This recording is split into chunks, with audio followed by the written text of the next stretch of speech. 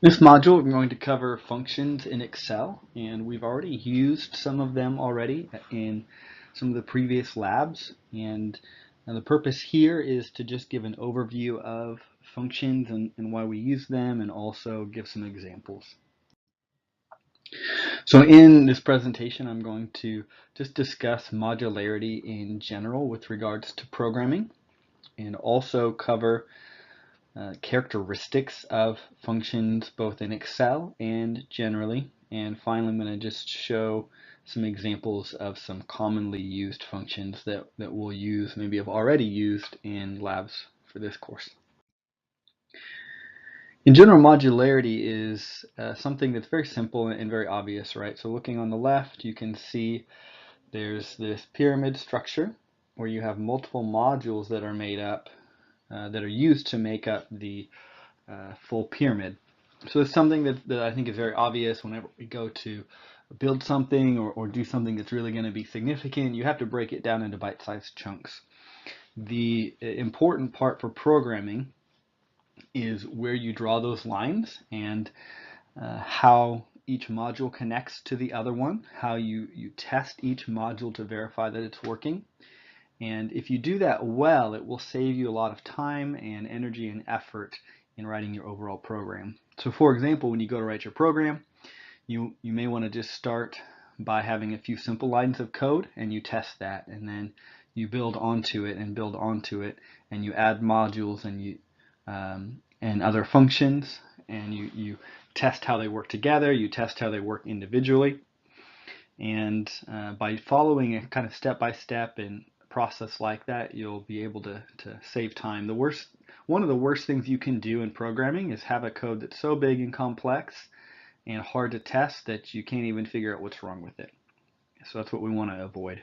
I thought a good example of this, and something that's really kind of cool that's happening right now, and this has been the case of all of the spacecraft, but in particular, the SpaceX has been able to reduce the cost of getting to space by being really very clever in how they modularized their rocket, and also more recently in how they've been able to reuse their rockets. And so that's not really tied, the reuse isn't tied to the modularity as much as the just the reducing the cost. So in particular, what I'm going to highlight is that the second stage has one Merlin engine and the first stage has 9 Merlin engines, right? So it's the same engine, but you use it in different places in different modules of the spacecraft. And also just in general, because going to space is a very expensive excuse me, going to space is a very expensive endeavor. It's very high risk and high cost. So it's important that you do it right. And by modularizing the entire spacecraft and all of the subsystems, you can test them individually and prove them out. You can test them all together. And that's a huge part of it. And also part of the emergency abort systems, right? Wherever your payload is, that's really the most critical part. And so you want to make sure that you can separate that and abort the mission. And all of those things are a big part of modularity. And next up, I just kind of want to talk about what this looks like for what we're doing in this course, which is writing some programs. So one example that I think is a pretty simple one is an inventory control program that's going to keep track of what inventory you have. It allows you to enter in new inventory and pull out inventory of parts, and it also allows you to pull reports and visualize what you actually have in inventory. So what you see here is a similar type pyramid structure, and you've got a section for entering data, for changing the data, and for deleting the data, which may sound trivial, but for a computer, it needs to be very clearly defined how that works and what the rules are for doing that. And so that makes up, those functions make up the data entry module. And then there's a calculation section, which should be very straightforward, of performing addition, subtraction. And next is the report section, where, and this may sound trivial as well, but you have reports for the screen that you can scroll through both vertically and potentially also horizontally. And then you have reports for the printer that are formatted specifically for an 8.5 by 11 sheet of paper, which again is not trivial when you're writing it, particularly from scratch with a standard or common programming language. And so that makes up the report section, and all of those things are part of your inventory control program. So I thought that was a helpful example. And then just in general, the way that most programs work is there's some type of main function or module that's kind of the boss or the control that generally controls the flow of the program. And then that calls all of your submodules to run. And often they'll run sequentially. Maybe they'll run iteratively over and over again. But that's all part of the interaction. And so on this image, you see that there's the back and forth, and you have to define what information, what data is passed back and forth, what are the rules, the data types for all of those. And so that interaction is a big part of the modularity. And it's not just testing the modules to make sure that they work, but you also have to test the interaction of one module to another or with the main program to make sure that that works as well.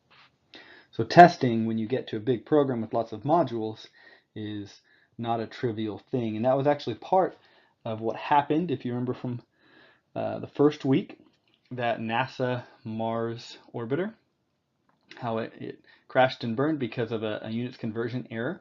That was an error in the data getting from one module to another.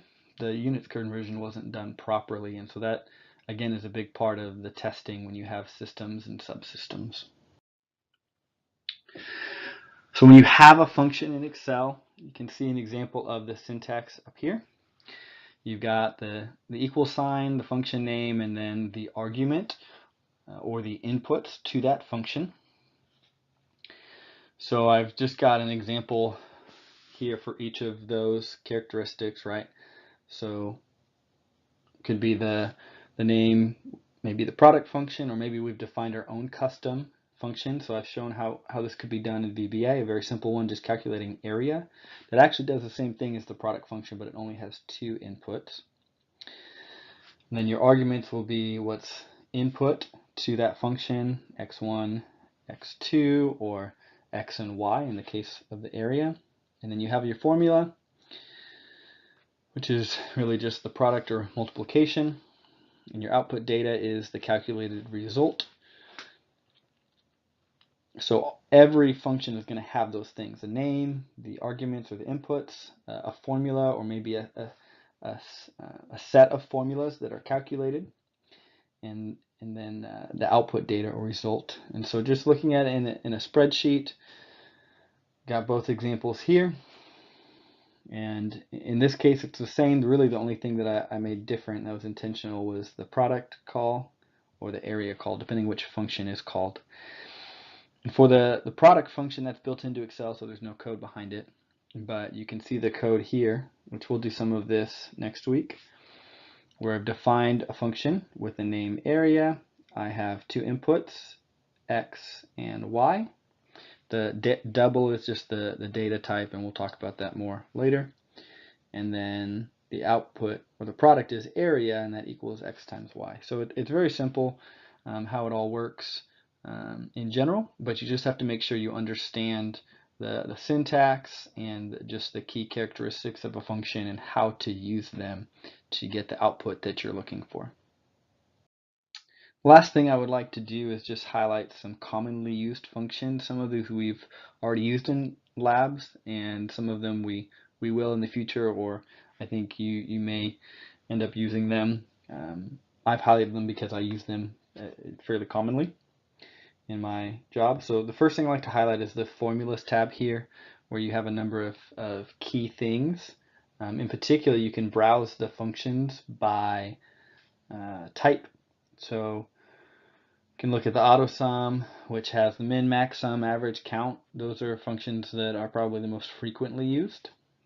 The logical would be an if statement or an and statement, a not.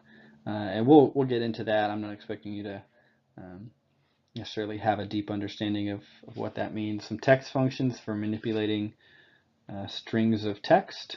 Some math and trig we'll use, and if you go to the more functions, you'll get statistics and also engineering functions. So just to kind of highlight a few and some of the examples. So you've got the sum here, and it just has a string of numbers, and it'll calculate the result for you, right? So that the argument in this case is 1, 2, 3, 4, 5. Or using the math and trig, I showed an example of the inverse tangent, and the reason there's a 2 after is there's two different ways that, or two different functions that Excel has to calculate the inverse tangent. So the second one I prefer, right? And it'll calculate that angle for you. And whenever you're using the trig functions, you need to Excel works in radians by default. So if you're using degrees, you have to convert that to radians for it to calculate the sine, cosine, or tangent. And vice versa, if you're using the inverse sine, cosine, or tangent, you have to convert it from radians to degrees if that's how you want to see the data. For the statistical, those are fairly straightforward. For the standard deviation, there's a sample. If you just have a portion of the data in population, that's part of statistics, which if you haven't covered yet, you will eventually.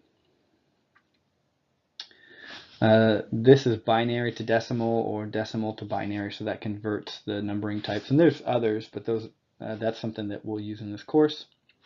There's some logical ones which are really fairly straightforward. You have an if statement in this case. B2 is greater than B3.